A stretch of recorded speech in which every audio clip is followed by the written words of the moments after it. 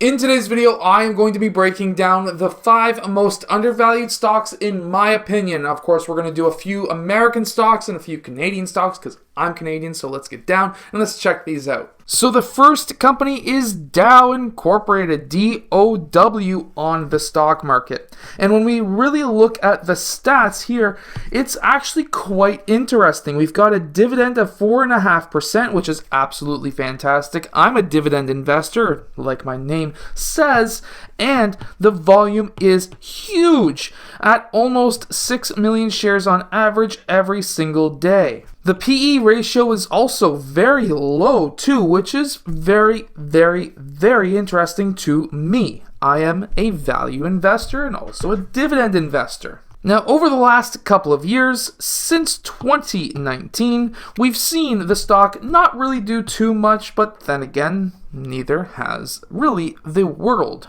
So we have seen that massive dip, as we've seen across pretty much everything, and we've seen, of course, a nice spike and then a nice trail off, as we've, of course, seen with pretty much everything else.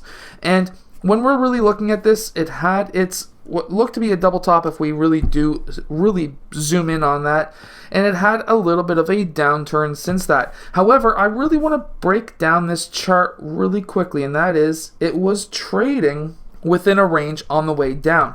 It has recently broken past that trend and is starting to lead higher. This is what you look for when you see a reversal, generally speaking. Of course, we never know what's going to happen in the world. Things are happening right now, but that is just in generalities what you look for. Their financials are really strong. They've beaten 4 quarters in a row, and they've had a very good and profitable 2021. It was not looking so great back 2018, 19, 20. However, 2021 was a fantastic turnaround year, and that's what we like to see. Now, what does Dow Incorporated do? Well, what they do is they provide various materials science solutions for packaging, infrastructure, which is a key word right now, and consumer applications in the United States, Canada, Europe, Middle East, Africa, pretty much the entire world. It operates through packaging and specialty plastics, industrial intermediates, and infrastructure and performance materials and coatings segments. This is a keyword because, of course, there's all that money that is starting to kind of seep into infrastructure stocks, and this technically is one that they could be putting a lot of money into because, of course, the American government is putting a ton of money into infrastructure. Their dividend hasn't grown over the past year and a half, 2 years. However, we are looking at a 70-cent every quarter, and that looks pretty strong in my opinion. JP Morgan is going to be the second company, and I really like the banks right now, and there is a very strong reason why. I've mentioned this in many other videos. Guess what happened recently with pretty much every government around the world, especially Canada and the United States? What happened was there was a lot of money printing. Banks like that when that happens. The reason why they like it when that happens is because, of course, when that happens, they get more money. That's just how things work, because the banks hold money for everybody, even companies. And when that is the case, when the government prints money, it goes to the individuals in some cases, and recently that's what happened. It went to the individuals. Well, the individuals are not going to be keeping that money under the bed. It goes into the banks. And then when they want to spend that money, which is probably right away, they're going to spend it, and it's going to go to a corporation, which again puts that money into the bank. And guess what the bank does with that money? They don't just sit with it underneath the bed. They loan it out 10 times over, which means that the more money that's printed, the more money the banks make, which means everything goes up in value. So that's why I really like the banks right now. JP Morgan does pay a 2.86% dividend, and it has a 9 PE ratio, 9.09 right now at the time of making this video, which is really low considering the banks. And also, when it comes to their average volume, we can see that they have a ton at 16.6 million shares traded every single day. I'm going to put this out there right now. When it comes to the PE ratio, In Canada, anytime a bank goes below 10, it's a strong buy. And I'm talking about the big six banks. Anytime the big six Canadian banks go under 10, it's a strong buy. You generally want to put every single penny you got into it. That's what recently happened. And everyone who did it has been basically doubling their money over the past year and a half, something like that. And of course, we've seen that massive dip.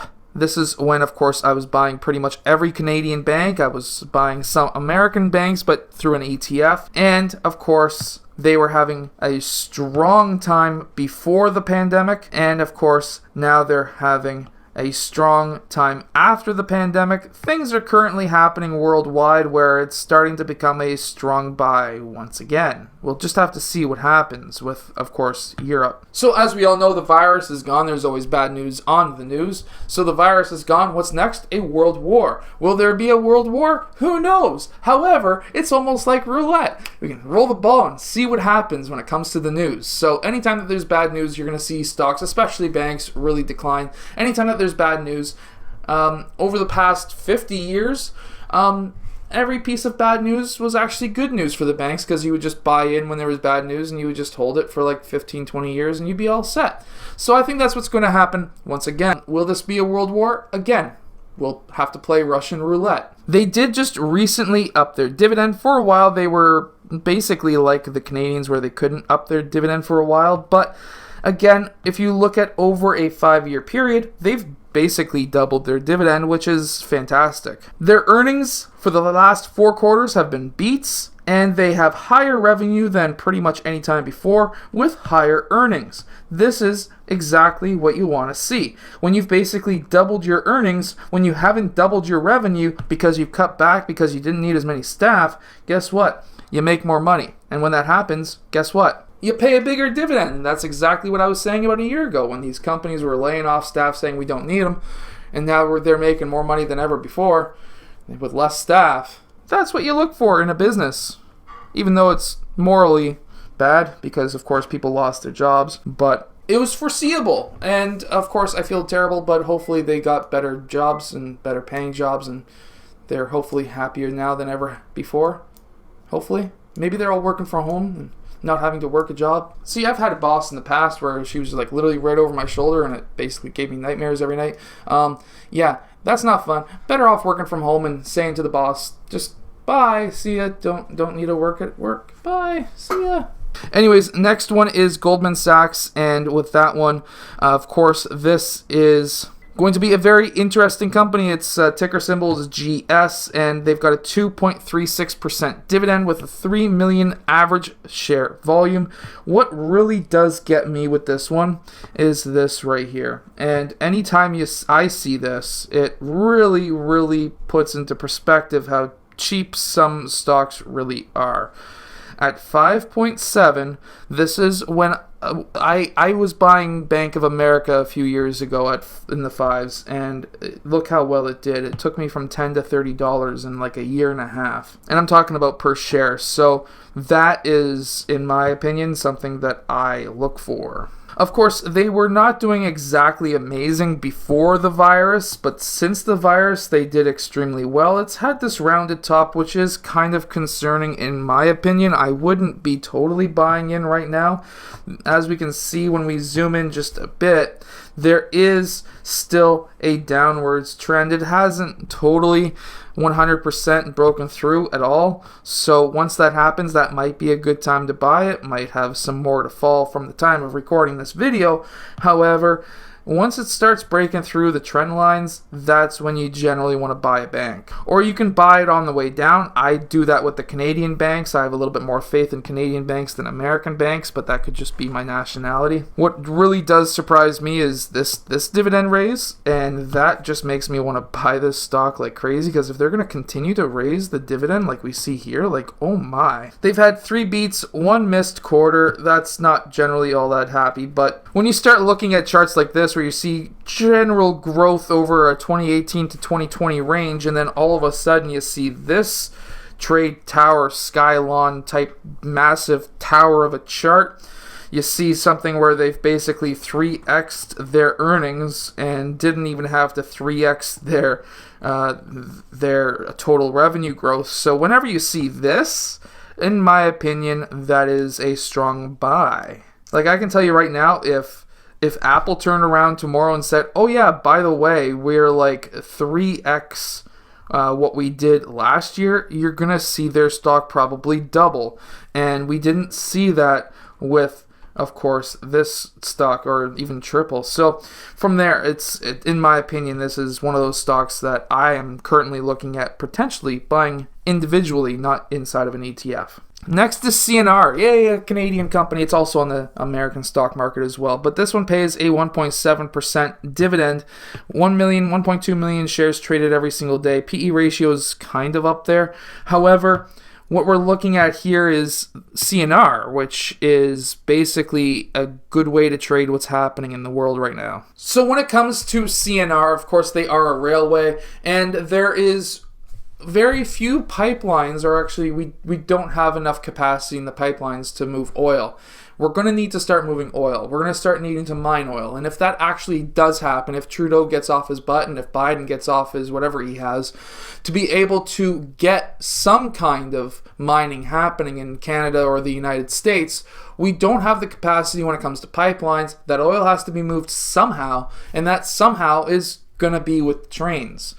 And whether you're with CP Rail or CNR generally moves more oil than CP, then in that case, CNR could have higher growth potentially into the future. However, there is also that issue where we had it many years ago, again, when they were mining like crazy in Canada, when basically there was too much oil to ship no matter where you wanted it to go. So there's also that issue that could pop up once again. Over the past 5 years, it's had very strong growth. You didn't really see anything happen during the virus peak, and since then it's done quite well. So in my opinion, this just looks like a very, very strong stock. It would have been better to get it back here. However, if we look at the MACD even, it's starting to, of course, cross. If that does cross, you're going to see some downwards pressure when it comes to the stock slightly.